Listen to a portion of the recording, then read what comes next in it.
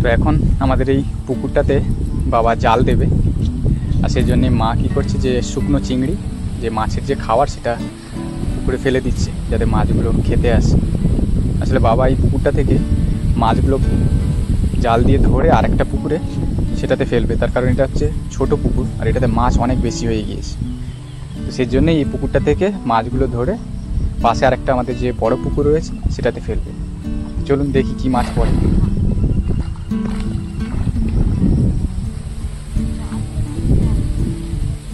মাছ মোটামুটি জালে ঢুকেছে মনে হচ্ছে, দেখা যাক।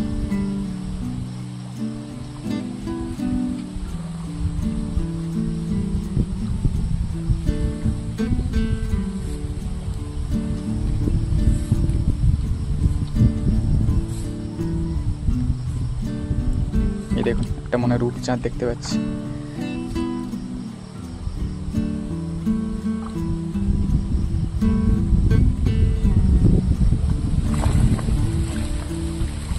কতগুলো মাছ এসেছে দেখুন, একবার জাল ফেলেছে কতগুলো মাছ।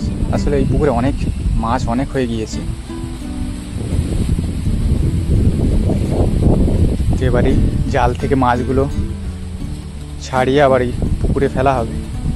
কী কী মাছ এসেছে দেখুন, রূপচাঁদ, জাপানি পুঁটি, কিছু ছোট চারাপোনা।